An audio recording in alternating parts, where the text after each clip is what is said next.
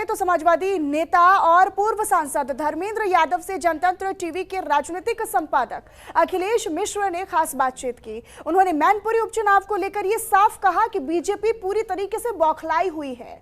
उन्होंने चुटकी लेते हुए भी यह साफ कहा कि आजमगढ़ और रामपुर उपचुनाव में अखिलेश यादव नहीं जाते हैं तो विपक्ष के पेट में दर्द होने लगता है, और अगर मैनपुरी में जाकर घर घर वोट मांगने लगते हैं तो भी उन्हें दिक्कत होती है।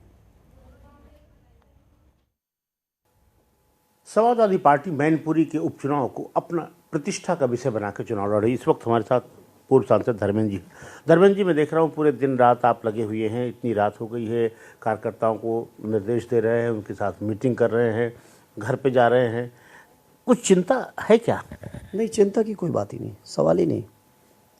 और इस चुनाव ही नहीं, मैनपुरी के लोगों ने किसी भी चुनाव में चिंता की जैसी परिस्थिति नहीं आने दी।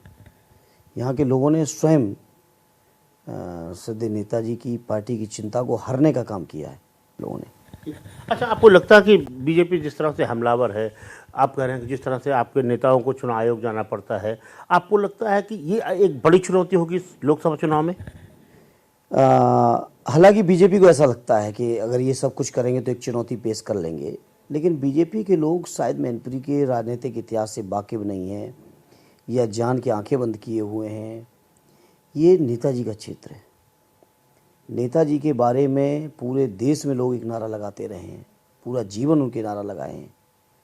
जिसने कभी न झुकना सीखा उनका नाम मुलायम है। और नेताजी ने न कभी गलत चीज़ों के आगे खुद झुके हैं और न कभी अपने अनुयायियों को झुकने दिए हैं।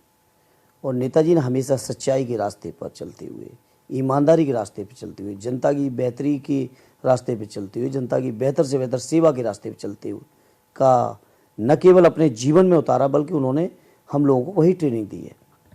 तो झुकने का तो सवाल ही नहीं है। धर्मेंद्र जी, आपको लगता है कि ये अगले लोकसभा चुनाव की सेमीफाइनल है और साथ ही साथ समाजवादी पार्टी के लिए ये भी एक बड़ी प्रतिष्ठा की बात है कि पूरा परिवार एक होने के बाद आपके लिए ये बहुत ही प्रतिष्ठा की सीट हो गई है। चाचा आपके साथ आ गए हैं, जो बिखरा कुनबा था एक हो गया है। देखिए, प्रतिष्ठा शब्द मैं नहीं कहूँगा, लेकिन हाँ, ये सीट हमेशा समाजवादियों के लिए महत्वपूर्ण सीट है। ये नेताजी की सीट है और हमेशा समाजवादियों को मौका दिया है।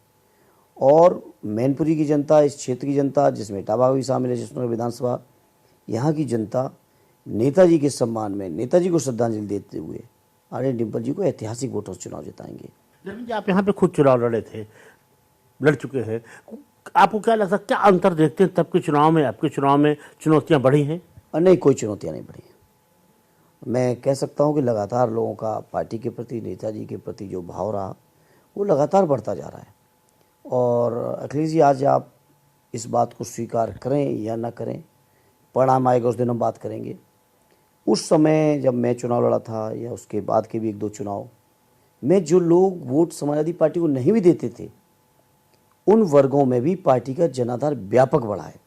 सवाल है धर्मेंद्र जी कि क्या आपको लगता है कि यह चुनाव मुलायम सिंह यादव जी के राजनीतिक विरासत की भी लड़ाई है? लड़ाई किस बात की? वो तो विरासत आज वो नेताजी स्वयं नहीं, हम सबके बीच, हम सबका दुर्भाग्य है। और उस दुर्भाग्य के कारण आज हम सबको चुनाव का सामना करना पड़ा है। और चुनाव आयोग देखिए, नेताजी जहाँ 10 अक्टूबर को उनकी डेथ हुई, 10 नवंबर को यहाँ नॉमिनेशन की पहली डेट आ गई थी। इतनी जल्दी ये चुनाव कराया गया, हम लोग उभर भी नहीं पाए थे नेताजी के गम से, और इस चुनाव का सामना करना पड़ा। लेकिन अब चूंकि तारीखें आ चुकी हैं तो चुनाव भी लड़ना था, और सर्वसम्मति से माननीय डिम्पल जी पार्टी ने उम्मीदवार बनाया है। पूरी पार्टी की सहमति है, क्षेत्र की जनता की सहमति है, परिवार के हर व्यक्ति की सहमति है, से वो आ रहे हैं। तो ऐसा कोई बात ही नहीं कि लड़ाई की। तो धर्मेंद्र यादव जो कह रहे हैं कि साफ तौर पे मैनपुरी में उनके लिए कोई चुनौती नहीं है, लेकिन भारतीय जनता पार्टी जिस तरह सत्ता का दुरुपयोग कर रही है वह चिंता की बात जरूर है। कैमरामैन शेरा सिंह के साथ अखिलेश मिश्र, जनतंत्र टीवी।